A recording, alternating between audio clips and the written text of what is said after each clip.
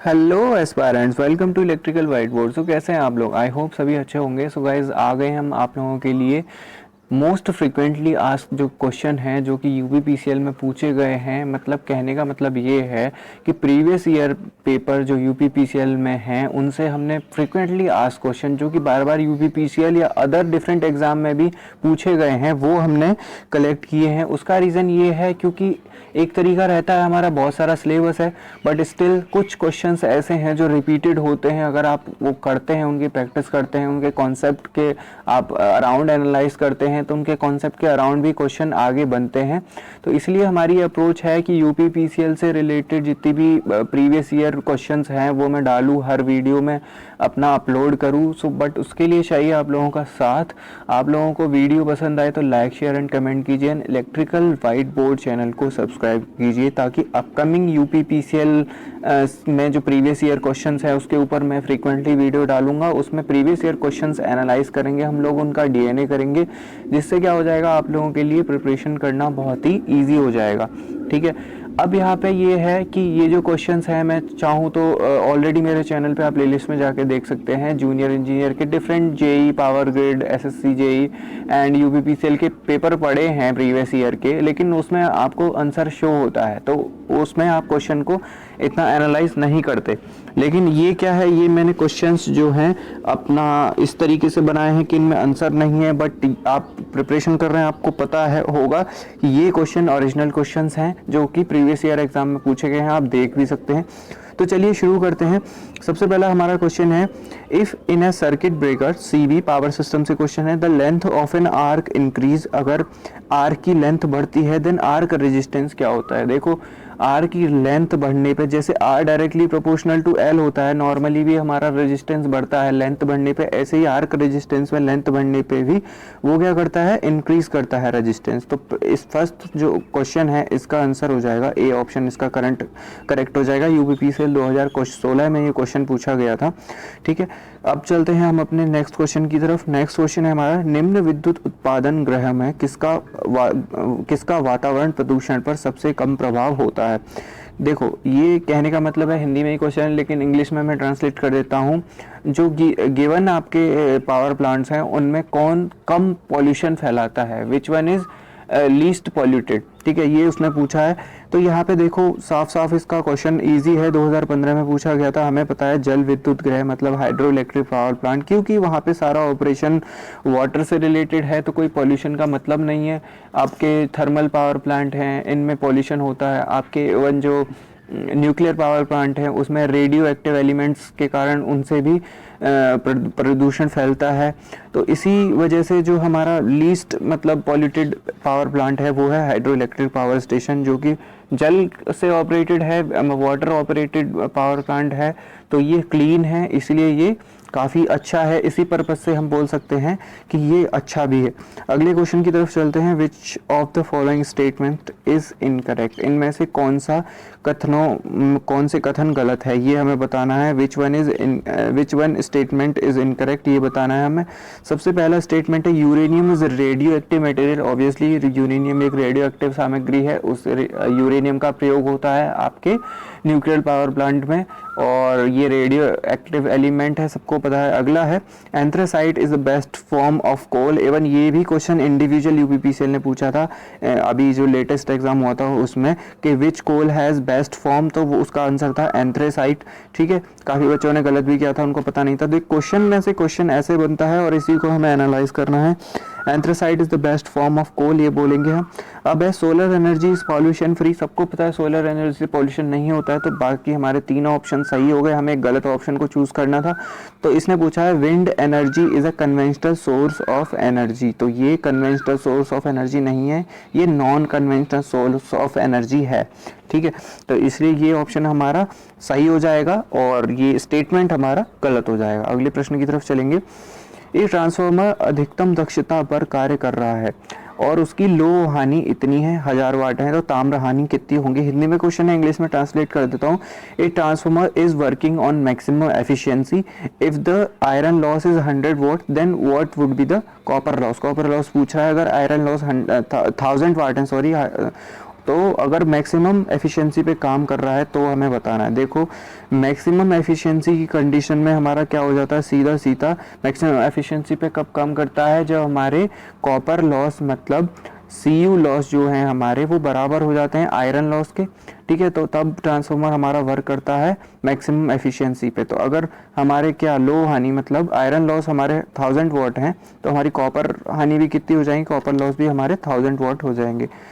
अगले क्वेश्चन की तरफ चलते हैं। The magnitude of mutual flux in a transformer, transformer में जो मैग्नीट्यूड है म्यूचुअल फ्लक्स का तो वो क्या होता है, तो वो हमें पता है सीधा सीधा, वो is same at all loads. अगला है is constant at high loads but varies at low loads, varies at high load, varies at low loads, but very करता ही नहीं है, वो सेम ही रहता है। Mutual flux transformer, mutual transformer की property है ऑलवेज कांस्टेंट रखता है म्यूचुअल फ्लक्स को, तो इसलिए ए ऑप्शन इसका सही ऑप्शन हो जाएगा। अब चलेंगे अगले क्वेश्चन की तरफ।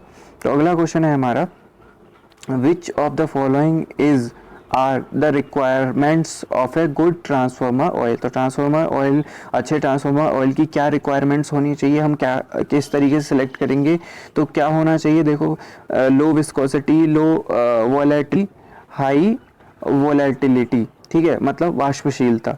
तो ये इसने पूछा है यहाँ पे। अब इसमें ऑप्शन बनाए हैं उसने, ऑप्शन नंबर 1 है हमारा केवल 1 और 2 है प्रॉपर्टी, या फिर ऑप्शन बी है हमारा 3 और 4, ऑप्शन सी है 1 और 4 और ऑप्शन डी है 2 और 3। तो इसका सही ऑप्शन जो है वो है हमारा 1, मतलब कम श्यानता, लो विस्कोसिटी होनी चाहिए और कम वाष्पशीलता होनी चाहिए, ठीक है। अब चलते हैं अगले क्वेश्चन की तरफ। तो अगला क्वेश्चन है, which of the following is not a part of shaded pole motor. इनमें से कौन सा शेडेड पोल मोटर का भाग नहीं है, ये पूछा है उसने, और भाग कौन कौन से दिए, सेंट्रीफ्यूगल स्विच, कैपेसिटर और कम्यूटेटर, ठीक है। देखो जो हमारी शेडेड पोल मोटर है, ना तो उसमें सेंट्रीफ्यूगल स्विच होता है, ना उसमें कैपेसिटर होता है और ना ही उसमें कम्यूटेटर होता है, ठीक है। तो इसका जो राइट ऑप्शन बनेगा वो बनेगा इसका बी ऑप्शन। यूपीपीसीएल 2016 ने ये क्वेश्चन पूछा था, इंपॉर्टेंट क्वेश्चन है। अगला क्वेश्चन है, किसी उत्पादन संयंत्र मतलब जनरेटिंग स्टेशन का मांग गुणांक निम्न में से क्या होता है, ठीक है। उसने पूछा है कि मांग गुणांक का मतलब क्या है, डिमांड फैक्टर पूछा उसने क्या होता है।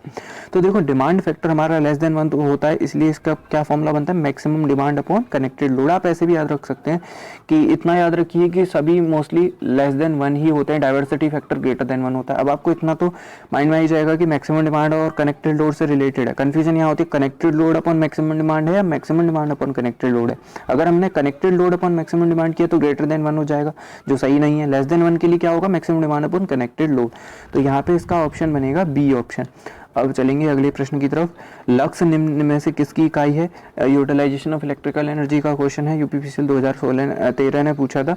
तो लक्स हमारी यूनिट है इल्यूमिनेशन की, इंपोर्टेंट क्वेश्चन है। अगले प्रश्न की तरफ चलेंगे। फ्लोरोसेंट लैंप में चौक क्या कार्य करता है, ठीक है। फ्लोरोसेंट लैंप में चौक का क्या कार्य है, तो चौक का कार्य क्या है, limit the current in the circuit. Obviously current को लिमिट करता है चौक हमारे फ्लोरोसेंट लैंप के सर्किट में। अगला क्वेश्चन है, पी टाइप बाह्य अर्धचालक बनाने के लिए जर्मेनियम क्रिस्टल में किस प्रकार की अशुद्धि जोड़नी है, ठीक है। तो पी टाइप के लिए हमारी क्या होती है, पी टाइप के लिए होती है हमारी ट्राइवैलेंट अशुद्धि, और एन टाइप के लिए हमारी होती है पेंटावैलेंट मतलब पंच संयोजी, है ना। तो यहाँ पे पी टाइप के लिए त्रिसंयोजी हो जाएगी, क्योंकि पी टाइप में हमारे क्या होता है, मेजॉरिटी चार्ज कैरियर्स हमारे होल होते हैं और माइनॉरिटी चार्ज कैरियर्स हमारे इलेक्ट्रॉन होते हैं पी टाइप में। और एन टाइप में क्या होता है, मेजॉरिटी चार्ज कैरियर्स हमारे इलेक्ट्रॉन और माइनॉरिटी चार्ज कैरियर्स हमारे होल होते हैं। अगला क्वेश्चन है, सारे इलेक्ट्रॉन परिपथों के संबंध में निम्न में से कौन सा कथन सही है, ठीक है।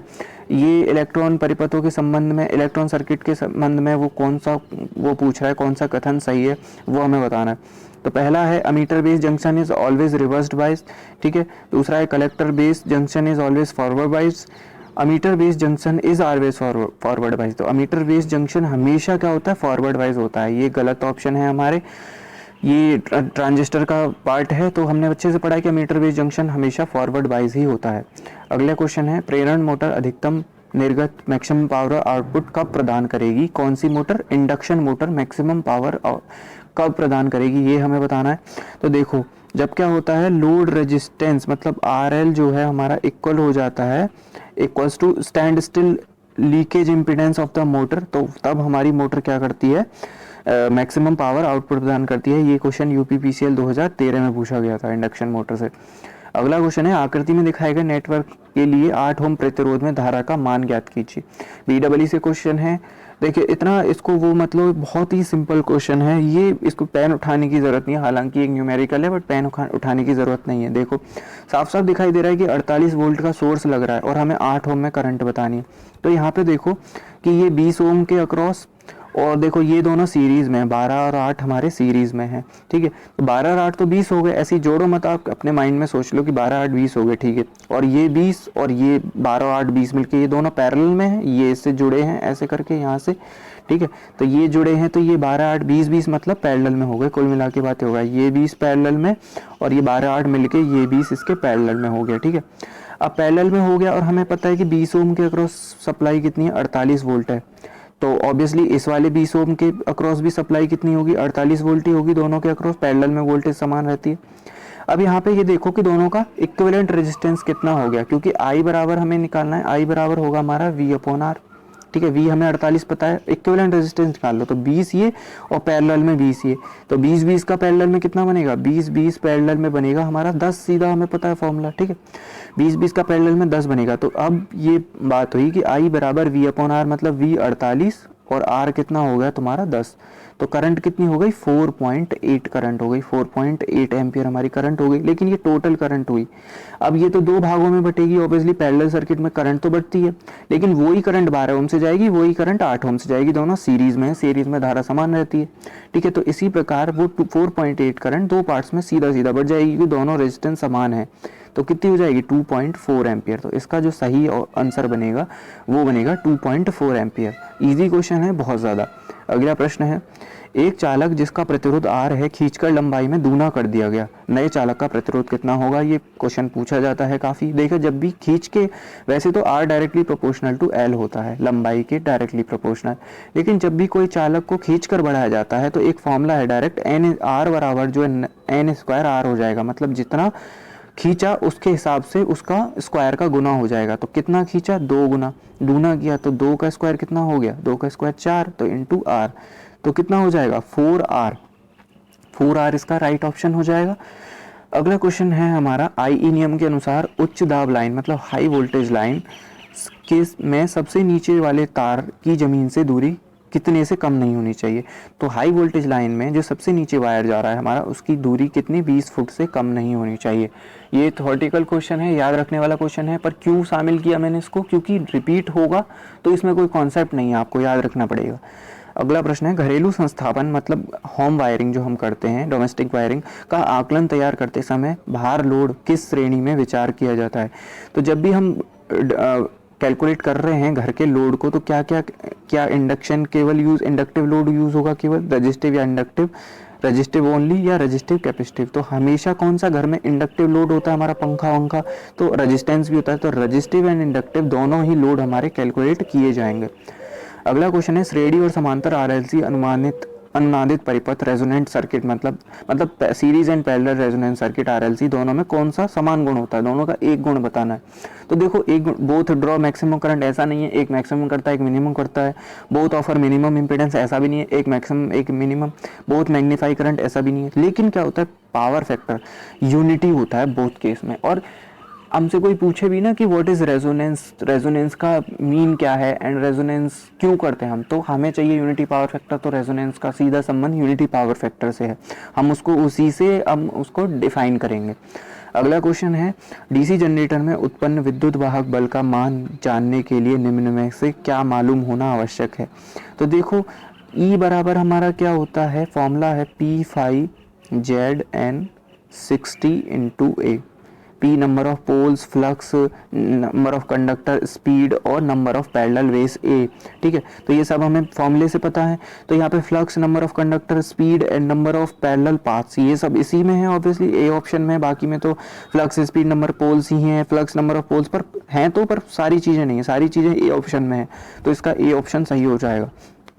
अगला क्वेश्चन है स्टेटमेंट 1 है हमारा डीसी मशीन में आंशिक वाइंडिंग इस्तेमाल की जाती है, मतलब short pitch winding DC machine में यूज़ की जाती है। और बी ऑप्शन है, बी हमारा स्टेटमेंट है आंशिक पिच वाइंडिंग डीसी मशीनों में स्पार्किंग को कम कर देता है। ये रीजनिंग हो गई, रीजनिंग में नहीं होता स्टेटमेंट एंड कंक्लूजन इस टाइप का। तो देखो अब इसमें ऑप्शन दिए हैं ए और बी सही हैं और बी ए की सही व्याख्या है। ऑब्वियसली ऑप्शन ए करेक्ट है क्योंकि ए सही है, शॉर्ट पिच वाइंडिंग की जाती है और शॉर्ट पिच वाइंडिंग करने का रीजन ही यही है, क्या है कि डीसी मशीन स्पार्किंग कम दे, इसलिए शॉर्ट पिच वाइंडिंग कम की जाती है। वरना तो फुल पिच करेंगे हमें ईएमएफ भी अच्छा मिलेगा, लेकिन स्पार्किंग को कम करना है तो शॉर्ट पिच वाइंडिंग हमारी की जाएगी।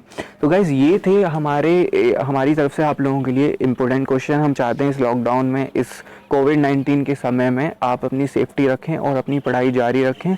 आपको रेगुलर वीडियोस मिलती रहेंगी यूपीपीसीएल में रिपीटेड क्वेश्चंस की, जो पिछले साल आए हैं, जो जेन्युइन क्वेश्चंस हैं, ठीक है। और आप पढ़ते हैं, तैयारी करते हैं तो आप पहचान भी लोगे कि हाँ ये जेन्युइन क्वेश्चंस हैं। तो बस आपको करना है, इतनी मेहनत कर रहे हैं हम आप लोगों के साथ, तो आपको वीडियो को लाइक शेयर एंड सब्सक्राइब करना है चैनल को। Okay, so thanks for watching.